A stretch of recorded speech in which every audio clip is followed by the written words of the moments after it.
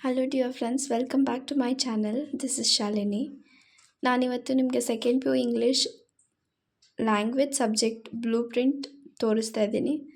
ಈ blue print ನೋಡ್ಕೊಂಡು ನಿಮಗೆ ಗೊತ್ತಾಗುತ್ತೆ ಯಾವ ಚಾಪ್ಟರ್ಸ್ಗೆ ಜಾಸ್ತಿ ಇಂಪಾರ್ಟೆನ್ಸ್ ಕೊಡಬೇಕು, ಯಾವ ಚಾಪ್ಟರ್ಸ್ ಓದ್ಕೊಂಡ್ರೆ ಒಳ್ಳೆ ಮಾರ್ಕ್ಸ್ ಬರ್ಬೋದು, ಯಾವ ಚಾಪ್ಟರ್ಸು ಕಮ್ಮಿ ಓದ್ಕೋಬೇಕು, ಸ್ವಲ್ಪ ಕಮ್ಮಿ ಪ್ರಿಫರೆನ್ಸ್ ಕೊಡಬೇಕು ಅನ್ನೋದು ಗೊತ್ತಾಗುತ್ತೆ. ಇದು ಬ್ಲೂ ಪ್ರಿಂಟ್ ಬಂದುಬಿಟ್ಟು 23-24 24-25ಗೂ ಇದೇ ಥರ ಇರುತ್ತೆ. ಚೇಂಜಸ್ ಏನಾಗುತ್ತೆ ಅಂದರೆ ಚಾಪ್ಟರ್ಸಿಂದ ಎಷ್ಟು ಮಾರ್ಕ್ಸ್ ಬರುತ್ತೆ ಅನ್ನೋದು ಸೇಮ್ ಇರುತ್ತೆ. ಕ್ವೆಶನ್ಸು ಡಿಫರ್ ಆಗ್ಬೋದು ಅಥವಾ ಅದೇ ಕ್ವೆಶನ್ನ ಸ್ವಲ್ಪ ಮಿಕ್ಸ್ ಆ್ಯಂಡ್ ಮ್ಯಾಚ್ ಮಾಡಿ ಕೇಳ್ಬೋದು. ಸೊ ಈ ಬ್ಲೂ ಪ್ರಿಂಟ್ ನೋಡ್ಕೊಂಡು ನಿಮಗೆ ಗೊತ್ತಾಗುತ್ತೆ ಏನು ಓದ್ಕೋಬೇಕು, ಎಷ್ಟು ಓದ್ಕೋಬೇಕು, ಹೇಗೆ ಅಂತ. ಬಿಕಾಸ್ ಲ್ಯಾಂಗ್ವೇಜ್ ಅಂದಾಗ ಜಾಸ್ತಿ ಪ್ರಿಫರೆನ್ಸ್ ಕೊಡೋಲ್ಲ ಯಾರು.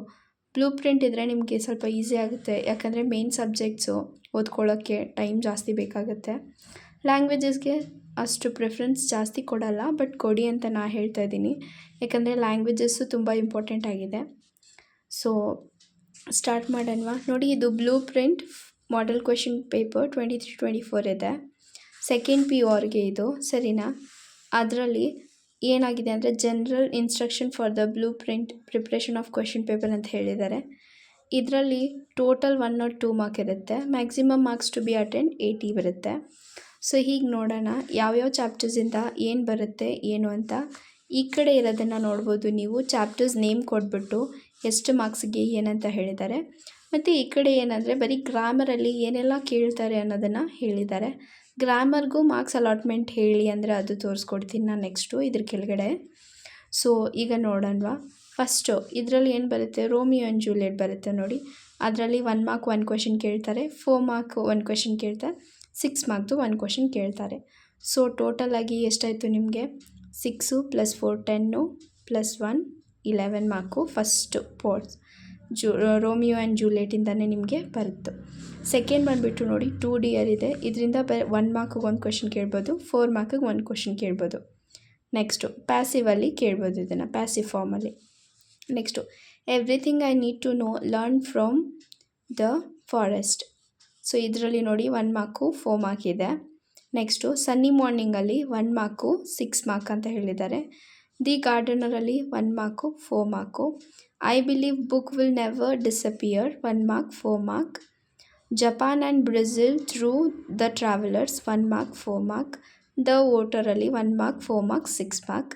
Next where there is a will 1 mark 4 mark.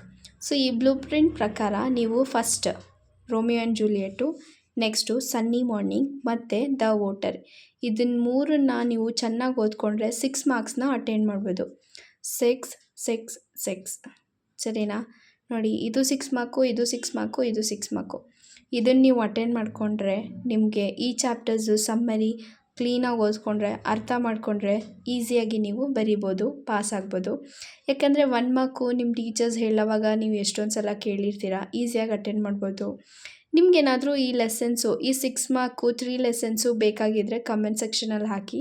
ನಾನು ನಿಮಗೆ ಸುಲಭವಾಗಿ ವಿತಿನ್ 5 to 10 ಮಿನಿಟ್ಸಲ್ಲಿ ಈಸಿಯಾಗಿ ನಿಮ್ಗೆ ಅರ್ಥ ಆಗೋ ಥರ ಕ್ಲೀನಾಗಿ ಎಕ್ಸ್ಪ್ಲೇನ್ ಮಾಡಿಕೊಡ್ತೀನಿ. ಸೊ ಬೇಕಾಗಿದ್ದರೆ ಹೇಳಿ, ಇಲ್ಲಾಂದರೆ ಯೂಟ್ಯೂಬಲ್ಲಿ ನೋಡಿ ಸುಮಾರು ವೀಡಿಯೋಸ್ಗಳಿದೆ, ಯಾರು ಚೆನ್ನಾಗಿ ಹೇಳ್ಕೊಡ್ತಾರೆ. ನಿಮ್ಗೆ ಅದು ಅರ್ಥ ಆಗಿಲ್ಲ, ಸಿಂಪಲ್ ಸುಲಭವಾಗಿ ಬೇಕಂದರೆ ನನ್ನ ಹತ್ರ ಹೇಳಿ. ನಾನು ನಿಮಗೆ ಈ 3 ಚಾಪ್ಟರ್ಸ್ನ ಆದಷ್ಟು ಬೇಗ ಕವರ್ ಮಾಡಿ ವೀಡಿಯೋಸ್ ಅಪ್ಲೋಡ್ ಮಾಡೋಕ್ಕೆ ಟ್ರೈ ಮಾಡ್ತೀನಿ. ಸೊ ನೆಕ್ಸ್ಟು ಈ ಗ್ರಾಮರಲ್ಲಿ ನೋಡೋಣ.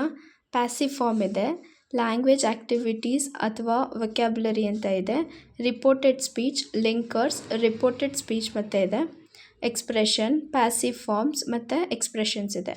ನೆಕ್ಸ್ಟು ಇದ್ರ ಕೆಳಗಡೆನೂ ನಾನು ಹೇಳ್ತೀನಿ ಹೇಗಿದೆ ಏನು ಅಂತ. ಸೊ ಎಷ್ಟು ಮಾರ್ಕ್ಸು ಏನು ಅಂತ ಟೋಟಲ್ ಆಗಿ ತೋರಿಸ್ತೀನಿ ನಿಮಗೆ. ಸೊ ನೋಡಿ, ಇದರಲ್ಲಿ ಸಪ್ರೇಟಾಗಿ ಪಾಟ್ರಿಲಿ ಎಷ್ಟಿದೆ, ವರ್ಕ್ ಬುಕ್ಕಲ್ಲಿ ಎಷ್ಟಿದೆ ಅಂತ ಹೇಳ್ತಾರೆ. ನೆಕ್ಸ್ಟು ಅದಕ್ಕೆ ಸ್ವಲ್ಪ ಇನ್ಸ್ಟ್ರಕ್ಷನ್ಸು ಇದೆ, ಅದನ್ನು ನಾನು ನಿಮಗೆ ಹೇಳ್ತೀನಿ. ಸೊ ಫಸ್ಟ್ ಏನಿದೆ ನೋಡಿ, ರೋಮಿಯೋ ಜೂಲಿಯಟ್, ಇದು ಬಂದುಬಿಟ್ಟು 1 mark 4 mark. On children 1 4 6. Next ಏನಿದೆ, ವೆನ್ ಯು ಆರ್ ಓಲ್ಡ್ 1 ಮತ್ತು 4 mark. To the food from its child 1 4 ಮತ್ತು heaven if you are not on the earth 4 mark 1 mark. Water ಬಂದುಬಿಟ್ಟು 1 4 6. So ಇದರಲ್ಲಿ ಈ ಪೊಯೆಟ್ರಿಯಲ್ಲಿ ನೀವು ಇಂಪಾರ್ಟೆನ್ಸ್ ಕೊಡೋದಂದರೆ ಆನ್ ಚಿಲ್ಡ್ರನ್ನು ಮತ್ತು ವಾಟರ್, ಇದೆರಡನ್ನ ಸಮ್ಮರಿನ ಕ್ಲೀನಾಗಿ ತಿಳ್ಕೊಳ್ಳಿ.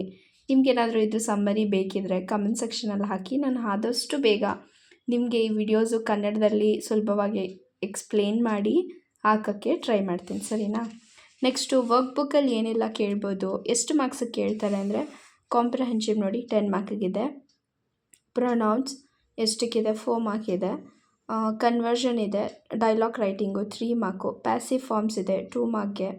ಮತ್ತು linkers 3 mark. Report speech 4, expression 3, note making 4 ಮಾರ್ಕಿಗಿದೆ. ಲೆಟರ್ ರೈಟಿಂಗ್ ಜಾಬ್ ಅಪ್ಲಿಕೇಶನ್ಗೆ 5 ಮಾರ್ಕಿಗಿದೆ. ಸೊ ಈ ಬ್ಲೂ ಪ್ರಿಂಟ್ನ ನೋಡಿಕೊಂಡು ನೀವು ಚೆನ್ನಾಗಿ ಓದ್ಕೊಳ್ಳಿ. Next all the best for your exams. Second PU exams ತುಂಬ ಹತ್ರ ಇದೆ. ಏನಾದರೂ ಹೆಲ್ಪ್ ಬೇಕಾಗಿದ್ದರೆ ಪ್ಲೀಸ್ ಕಮೆಂಟ್ ಮಾಡಿ, ನಾನು ನಿಮಗೆ ವಿಡಿಯೋಸ್ ಅಪ್ಲೋಡ್ ಮಾಡಿ ಹೆಲ್ಪ್ ಮಾಡೋಕ್ಕೆ ಟ್ರೈ ಮಾಡ್ತೀನಿ. ನೆಕ್ಸ್ಟು ಇಲ್ಲಿ ನೋಡಿ ಇನ್ಸ್ಟ್ರಕ್ಷನ್ ಏನೇನು ಇರುತ್ತೆ ಅಂದರೆ multiple choice question can be adapted from all units, ಸರಿನಾ? Multiple choice questions can be adapted from all units ಅಂದರೆ ಮಲ್ಟಿಪಲ್ ಚಾಯ್ಸಲ್ಲಿ ಯಾವ ಯೂನಿಟ್ ಬೇಕಾದರೂ ಕೇಳ್ಬೋದು. ಎಲ್ಲ ಯೂನಿಟ್ಸನ್ನು ಅದರಲ್ಲಿ ಕೇಳ್ತಾರೆ. Next 4 mark question must be chosen from 4 poem and 6 from prose. Poem prose ಎರಡೂ ಇನ್ಕ್ಲೂಡ್ ಮಾಡಿ 4 ಕ್ವೆಶನ್ಸು ಪ್ಲಸ್ 6 ಕ್ವೆಶನ್ಸು ಇರುತ್ತೆ. 10 question total. Next 6 mark question must be chosen 1 from drama and 1 from poem, ಸರಿನಾ? 6 ಮಾರ್ಕ್ಗೆ 1 ಡ್ರಾಮಾಯಿಂದ ಮತ್ತು 1 ಪೊಯಮಿಂದ ಕೇಳ್ತಾರೆ. Next for grammatical topic question it is mandatory to follow the respective chapters only. ಗ್ರಾಮರ್ಗೂ ನಿಮ್ಗೆ ಹೇಳ್ಕೊಟ್ಟಿರೋ ಚಾಪ್ಟರ್ಸಲ್ಲೇ ಕೇಳ್ತಾರೆ, ಮ್ಯಾಂಡೇಟ್ರಿ, ಸರಿನಾ? ಅದು ಇಂಪಾರ್ಟೆಂಟು. ಸೊ ಚಾಪ್ಟರ್ಸಲ್ಲೇ ಗ್ರಾಮ್ಯಾಟಿಕಲ್ ಅದರಿಂದನೇ ಕ್ರಿಯೇಟ್ ಮಾಡಿ ಕೇಳ್ತಾರೆ. Next avoid representation of question from same units both short and long answers. ನೀವು ಏನು ಮಾಡಬೇಕಂದ್ರೆ ಒಂದೇ ಆನ್ಸರ್ನ ಪದೇ ಪದೇ ರಿಪೀಟ್ ಮಾಡೋಕ್ಕೆ ಹೋಗಬಾರ್ದು. ಸೊ ಅಲ್ಲಿ ಏನು ಮಾಡೋದು ಅಂತ ನಿಮಗೆ ಡೌಟ್ ಇರುತ್ತೆ. ರಿಪೀಟ್ ಮಾಡಿದೆ ಮತ್ತು ಇನ್ನೇನು ಮಾಡೋಣ, ಸೇಮ್ ಕ್ವೆಶನ್ ಕೇಳಿದ್ದೀರ ಮತ್ತು ಸೇಮ್ ಆನ್ಸರ್ಸ್ ಬರಿತೀವಿ ಅಂತ ನಿಮ್ಮ ಮೈಂಡಲ್ಲಿರುತ್ತೆ. ಸೊ ಅದಕ್ಕೆ ಏನು ಮಾಡಬೇಕಂದ್ರೆ ನೋಡಿ, ಒಂದೇ ಕ್ವೆಶನ್ನು ಆನ್ಸರ್ಸು ಬರೀಬೇಡಿ ಅಂತ ಇಲ್ಲ, ಬಟ್ ನೀವು ಬರೆಯೋ ಸ್ಟೈಲನ್ನು ಚೇಂಜ್ ಮಾಡಿ. ಫಾರ್ ಎಕ್ಸಾಂಪಲ್ ಶಾರ್ಟ್ ಆನ್ಸರ್ಗೆ ಏನು ಮಾಡ್ತೀರಾ ಅಂದರೆ ಸ್ವಲ್ಪ ಬರೀರಿ. ಅದೇ ಲಾಂಗ್ ಆನ್ಸರ್ ಏನು ಮಾಡ್ತೀರಾ, ಫಸ್ಟು ಇಂಟ್ರೊಡಕ್ಷನ್ ಬರೀರಿ, ಪೊಯಟ್ ನೇಮ್ ಬರೀರಿ, ನಿಮಗೆ ಪೊಯಟ್ ಬಗ್ಗೆ ಏನಾದರೂ ಗೊತ್ತಿದ್ದರೆ, ಅಥವಾ ಲೆಸನ್ಸು ಏನು ಕನ್ಕ್ಲೂಷನ್ ಕೊಡುತ್ತೆ ಅದನ್ನು ಲಾಸ್ಟಲ್ಲಿ ಹಾಕಿ. ಶಾರ್ಟ್ ಆನ್ಸರ್ಸಲ್ಲಿ ಇಲ್ಲ ಅಂದರೆ ಡೈರೆಕ್ಟ್ ನಿಮ್ಗೆ ಏನು ಆನ್ಸರ್ ಗೊತ್ತು ಬರೆದು ಬಿಡಿ. ಲಾಂಗ್ ಆನ್ಸರಲ್ಲಿ ಏನು ಮಾಡಬೇಕು, ಫಸ್ಟು ಪೊಯಟ್ ಇಂಟ್ರೊಡಕ್ಷನ್ ಕೊಡಿ, ಸರಿನಾ? ನೆಕ್ಸ್ಟ್ ಏನು ಮಾಡ್ತೀರಾ, ಅದು ಲೆಸನ್ಸು ಬಗ್ಗೆ ನಿಮಗೆ ಏನೇ ಒಂದು ಗೊತ್ತಿದ್ದರೆ ಮೀನಿಂಗ್ ಅಂತ ಶಾರ್ಟ್ ಮೀನಿಂಗ್ ಅಂತ ಆಗ್ಬಿಟ್ಟು ಅದನ್ನು ಹಾಕಿ. ನೆಕ್ಸ್ಟು ಆನ್ಸರ್ನ ಕ್ಲೀನಾಗಿ ಬರೀರಿ. ಆನ್ಸರ್ ಬರೆದ್ಮೇಲೆ ಕನ್ಕ್ಲೂಷನ್ ಕೊಡಿ. ಏನು ಈ ಆನ್ಸರಲ್ಲಿ ನಾನು ಏನು ಬರೆದಿದ್ದೀನಿ, ಕ್ವೆಶನಲ್ಲಿ ಏನು ಕೇಳಿದ್ದಾರೆ ಅಂದ್ಬಿಟ್ಟು ಕನ್ಕ್ಲೂಷನ್ ಕೊಡಿ. ಈ ಥರ ನೀವು ಮಾಡಿದ್ರೆ ಸೇಮ್ ಆನ್ಸರ್ ಇದ್ದರೂ ಡಿಫ್ರೆಂಟ್ ಇರುತ್ತೆ. ಸೊ ಅದರಿಂದ ಇನ್ವಿಜಿಲೇಟರು ನಿಮಗೆ ಮಾರ್ಕ್ಸ್ ಕೊಡ್ಬೋದು, ನೀವು ಕರೆಕ್ಟಾಗಿ ಬರೆದಿದ್ರೆ ಕೊಡ್ತಾರೆ. ಸೊ ಐ ಹೋಪ್ ನೀವು ಬ್ಲೂ ಪ್ರಿಂಟ್ನ ನೋಡ್ಕೊಂಡಿದ್ದೀರಾ. ಸ್ಕ್ರೀನ್ಶಾಟ್ ತೊಗೊಳ್ಳಿ, ಮತ್ತು ಲ್ಯಾಂಗ್ವೇಜಸ್ ಕೂಡ ಇಂಪಾರ್ಟೆಂಟ್. ಸೊ ಆದಷ್ಟು ಇದನ್ನು ಓದ್ಕೊಳ್ಳೋಕ್ಕೆ ಟ್ರೈ ಮಾಡ್ಕೊಳ್ಳಿ. Thank you so much.